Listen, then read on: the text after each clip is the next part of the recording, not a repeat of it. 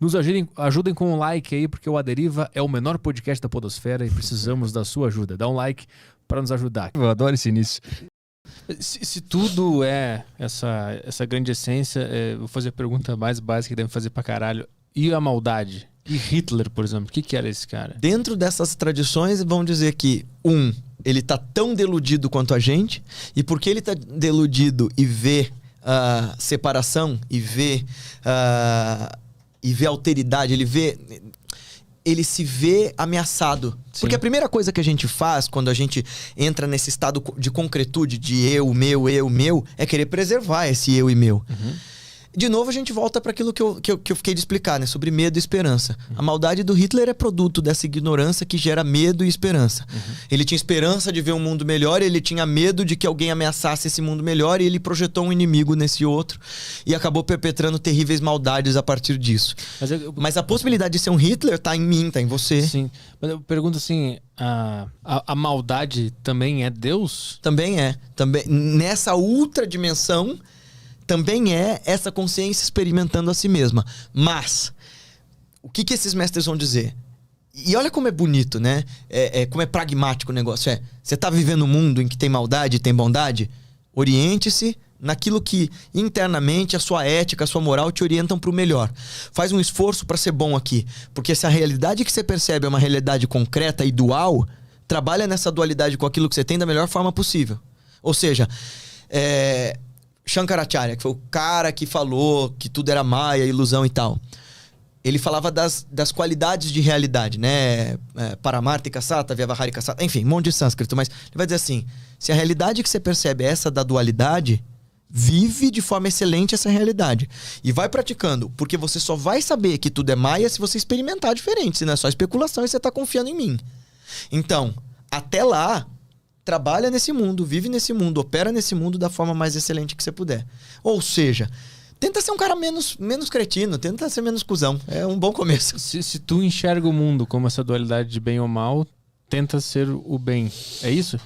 Tenta extrapolar essa ideia de bem ou mal e tenta começar a perceber que isso também tá em você. Porque essa ideia de bem ou mal, sempre quando é projetada pra fora, é muito comum nesse senso de autopreservação que você diga, o bem sou eu e mal é o outro. Uhum. Mas tenta lembrar, olha, bem e mal estão em mim, da mesma forma como estão no outro.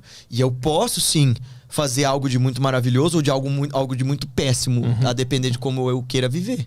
Mas como é que, por exemplo, eu consigo enxergar Deus num latrocínio, por exemplo? Uma pessoa morre baleada num assalto, a família sofre. Como é que eu consigo enxergar a beleza nisso? Você não vai enxergar... Bom, a gente não assiste, a gente não vê obra trágica. O Nietzsche fala muito disso, né? Que os gregos, eles tinham a sabedoria de que a tragédia tinha beleza pela tragédia em si. Tipo a história do Teseu que eu contei pra você lá do labirinto. Uhum. Na volta, o herói que matou o Minotauro abandona a menina na ilha e o pai dele, antes de viajar, o rei Egeu, diz assim, vá com velas negras no teu navio e se você for bem sucedido, troque por velas brancas. E o cara esqueceu, voltou com vela preta, o pai pensou, meu filho morreu, ele se atirou no mar e por isso que o mar chama Mar Egeu. Então, quer dizer, existe beleza e poesia na tragédia. O que eu tô querendo dizer não é que a gente vai lá de forma mórbida fotografar a pessoa que foi baleada e dizer, nossa, que lindo essa oportunidade de ver a pujança da vida aí. Uhum. É assim, Arthur. Tem uma história que o Rabino Newton Bonder conta, eu gosto muito do trabalho dele, de trabalhar essa coisa da simbologia. Como é que eu enxergo Deus ali? Eu dou a importância das coisas no tamanho que as coisas têm. Então a história que ele conta é uma história budista, na verdade, que diz que um grande mestre morreu. E quando os grandes mestres morrem na Índia, no Tibete e tal, de qualquer uma dessas religiões, junta um monte de gente para os funerais dele, porque é como se ele tivesse vencido a morte. Ele terminou o trabalho dele nesse mundo, vai todo mundo para lá. E aí diz que reunidos naquela multidão tinham leigos, gente que só seguia ele porque ele era um cara extraordinário. Tinham neófitos, monges que tinham acabado de virar monges, discípulos do cara.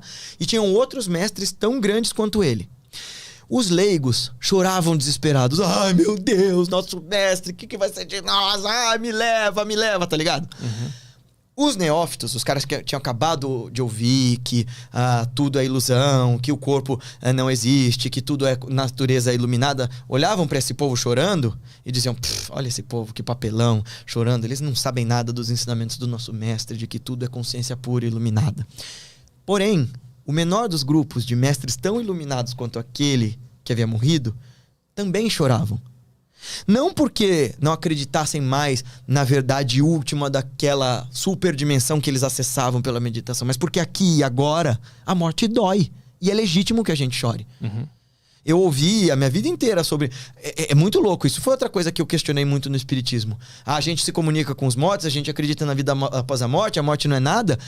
Mas a galera era mega pegada ao corpo, morre de medo de morrer. Uhum. E não faz o menor sentido. Então, assim, um dos meus mestres lá na Índia, Swami Brahmeshananda, um professor de professores, foi muito legal estudar com esse cara. Eu estudei grandes textos com ele, e ele... quando eu tava me despedindo dele, eu falei, Swamiji, eu vou rezar pra encontrar o senhor de novo quando eu voltar. Ele fez assim, por favor, não faz isso não. Eu falei, como assim? Aí ele fez assim, Gil, eles me mexeram assim, né? Sabe o que eu pedi pra Mãe Divina a última vez, no último Navaratri, né, o dia da deusa? Falei, o que, Swamiji? Pedi pra morrer. Aí eu, como assim? Ora... Ele era médico, ele era professor, ele tinha sido professor. O cara era muito crânio dentro da vida social e depois virou monge, era professor de professores, um mega meditador. E ele era um tipo daqueles caras que você me perguntou, dá pra alguém alterar a estrutura do teu pensamento de fora pra dentro? Ele era um desses caras. Você chegava perto dele e você mudava, só de estar na presença dele, assim. E ele falou assim, eu já vivi tudo que eu tinha pra viver. Eu já experimentei todas as coisas. A morte, pra mim, é a próxima grande aventura. Uhum. Quando eu contei isso pra uma pessoa do espiritismo que eu achava mega avançada, ela fez assim, ai, que horror, que povo atrasado, né? Ai, caceta, quem que se comunica com os mortos são vocês. Uhum. Né? Então, assim, nessa história aí dos outros monges choravam, quando eu ver pessoas passando necessidade, quando eu ver que os governantes do mundo estão se cagando para as pessoas e estão preocupados com a própria pele, quando eu ver que as pessoas ainda perpetram violências umas contra as outras pelas razões mais mesquinhas, eu vou chorar porque isso é trágico e é triste. Mas é a partir do meu reconhecimento de que aquilo é triste que eu posso ver o divino ali. Ainda que eu veja a ausência de divino. Porque, você vê... Eu gosto muito da explicação do Santo Tomás de Aquino e do Santo Agostinho sobre essa história do que é o mal. Os dois vão dizer assim, de jeitos diferentes, eles vão dizer assim, o mal não é uma coisa em si. O mal é uma falta, o mal é uma ausência. O mal é essa falta do bem, é essa falta do que é verdadeiro. E na oportunidade que eu tenho de reconhecer que aquele que foi baleado podia ter sido eu, e daquele que baleou podia ter sido eu também, e de eu chorar genuinamente com aquilo, ali está o divino. Nesse reconhecimento de que sofrimento existe e que eu posso ajudar trabalhando o sofrimento em mim e ajudando para que o sofrimento nos outros também diminua.